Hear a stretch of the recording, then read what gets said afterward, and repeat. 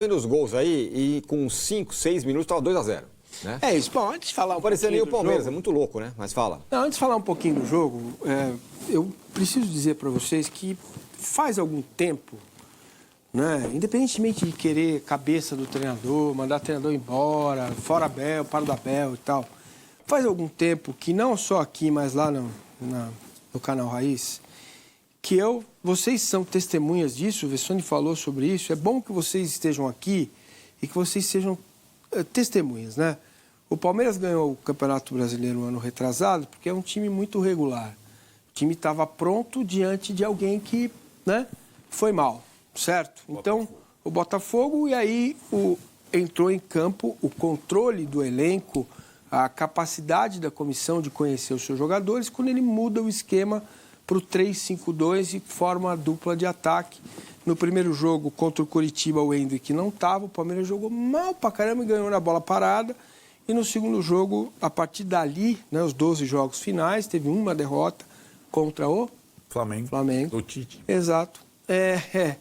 E com o Breno Lopes e o Hendrick, tá? Vira o ano e eu dizia aqui, olha, o Palmeiras precisa melhorar o seu desempenho contra o G6. O Palmeiras, eu tenho um dado aqui que é impressionante, cara. É impressionante. Eu falo bastante sobre isso, mas talvez porque eu não grite, não mostre as amígdalas, as pessoas talvez não levem em consideração, né? Mas o dado, ele é muito impressionante. Eu até separei aqui para falar para vocês. Olha, meu amigo Marcelo Paciello, que me mandou ontem, jogos contra o G6 em 4 anos, 21-25. 8 vitórias, 4 empates e 22 derrotas. Caraca. São 11 gols em 11 jogos. O Palmeiras tem 22 derrotas contra os times do G6. Isso fala bastante sobre o trabalho do Abel Ferreira. Isso fala bastante sobre um formato, né? A gente não pode pegar esses 4 anos e jogar tudo no mesmo balaio, mas acho que agora tem uma divisão, um divisor de águas. De janeiro para cá é um divisor de águas. Não é mais aquele Palmeiras que quando vende o Danilo tem que improvisar o Zé Rafael. Que quando perde um centroavante, Luiz Adriano, por questões de, né, comportamentais ali, não estava se ambientando mais, você tem que improvisar o Rony de centroavante. E aquilo funcionou bem, né? Mesmo tendo vencido e perdido títulos. Venceu teve grandes conquistas. Essas são questões que morrem a partir de novembro do ano passado. Definitivamente morrem a partir de novembro do ano passado. Porque o ano passado o Palmeiras teve 3 possibilidades de seguir adiante, e numa delas a mais clara, que foi o Campeonato Brasileiro contra o Botafogo, jogando por um maledeto empate, né? E a estratégia do treinador foi errada, o time se comportou pessimamente, tomou uma tunda em casa. Nas Copas, de novo, as estratégias adotadas pelo Abel e pela comissão técnica levaram o Palmeiras a eliminações. Mas como o Palmeiras ganhou muito e construiu uma história sólida de ser um time que não desiste, fica a explicação, aquela bola na mão, aquele lance de 1 centímetro, isso é pouco agora para este Palmeiras. Isto não vale mais como raciocínio lógico para este Palmeiras, que tem, Felipe Anderson, Vitor Roque, Maurício, Veiga, Paulinho, Martínez, Rios, Aníbal. Cara, não vale mais. Agora, o Palmeiras precisa se tratar como ser humano, como instituição, como um time apto a entrar em campo e não ter 5 minutos dos mais ridículos que eu vi nos últimos anos do Palmeiras em campo. Esses 5 minutos que a gente viu aí. Você pode, sempre vai ter alguém para relativizar e com razão. O Palmeiras perdeu do Bahia na última bola. Sim, estava tentando ganhar o jogo, perdeu. O Palmeiras perdeu do Flamengo de 2-0. Teve um maldito pênalti para ser cobrado. Foi pênalti, perdeu. Tá? E o Palmeiras ontem perde porque teve 5 minutos ridículos.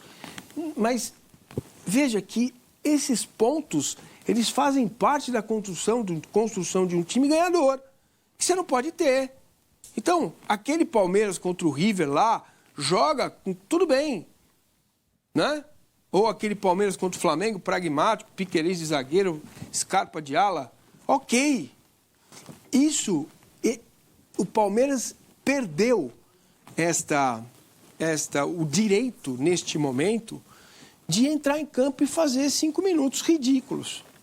Não é possível que um jogo de Campeonato Brasileiro contra o Cruzeiro fora de casa, você faça 5 minutos ridículos. Posto isso, relativizando novamente, porque assim é a vida, assim é o futebol, depois dos 5 minutos, depois dos 10, com 15 minutos, o Palmeiras voltou a entender, respirar, passar, entender o que é o jogo. Muita gente dizendo, é culpa do Veiga, é culpa do Abel, colocou 2 volantes, 2 meias. A culpa é do Abel, porque ele é o responsável. Mas não foi por causa do Maurício e do Veiga que o Palmeiras tomou 2 gols. Ponto. Né? É uma questão que não pode mais acontecer para uma equipe que tem tudo que o Palmeiras tem, com todo o investimento feito, com jogadores com qualidade que tem, e um treinador e uma comissão técnica capaz de fazer o time evoluir. Então, quando o Abel vem na coletiva e fala assim, o Palmeiras teve 15 escanteios contra 5 do Cruzeiro. Tá bom. Para que serve isso? Para que serve essa informação? Para quem viu o jogo? É o seguinte, o Palmeiras teve 15 escanteios, só um levou perigo. O Palmeiras teve a bola perto da área do Cruzeiro no segundo tempo. 70% das vezes o Cruzeiro teve 2 estocadas e poderia ter feito o 3º gol no contra-ataque, não fez. E daí? Não acontece nada. Não acontece nada. Sabe? É igual ir na padaria. Na padaria tem o quê? Tem pão. É isso. Palmeiras no ataque é você ir na padaria. Você vai na padaria, tem o quê? Pão. E às vezes nem sempre está quentinho. Então, fica a bola, vai de um lado, vai para o outro. Vai de um lado, vai para o outro. Vai de um lado, vai para o outro. É muito volume e volume inútil. Porque chance mesmo de gol foi uma com o Martínez, certo? Uma com o Vitor Roque de cabeça e outras várias quase chances, sabe? Você entra ali perto da área, não chuta, não finaliza, não tabela, o Vitor Roque morre de inanição, coitado. Parece eu, regime da lua, melancia, regime do não sei o quê, pontadinha, agulha na barriga, é um monte de coisa. A bola não chega pro cara, ele joga mais pelo lado esquerdo. Certo? Isso é responsabilidade do técnico. Isso é responsabilidade da comissão técnica. E eu estou falando isso com toda a calma e tranquilidade, sem mostrar as minhas amígdalas, lembrando que é possível sim crescer e evoluir. E é isso que o Palmeiras precisa fazer a partir de agora. Para encerrar, Copa é pênalti, responsabilidade da comissão técnica. É um martírio, pênalti para o Palmeiras. Baliza 0. Em jogo grande, precisa voltar e tem que ter uma explicação no Palmeiras para que Paulinho e Vitor Roque não sejam a dupla de ataque do time. E aí é um problema tático ou um problema médico. Nós estamos em junho. O Palmeiras investiu tudo que investiu no Paulinho, a gente sabe, a gente respeita o organismo, foi um risco a contratação dele, certo? Mas será que ele não está apto a jogar? Por quê? É uma opção tática do treinador? É uma questão da canelite? Precisa controle de carga? É preciso ter clareza nesse aspecto. Porque você não pode ter os dois no banco. Não pode. Os dois têm que decidir o jogo. Os caras têm que entrar para decidir o jogo. Para isso foram contratados, para levar o Palmeiras de um lugar para o outro. Não é isso? Não foi essa a ideia?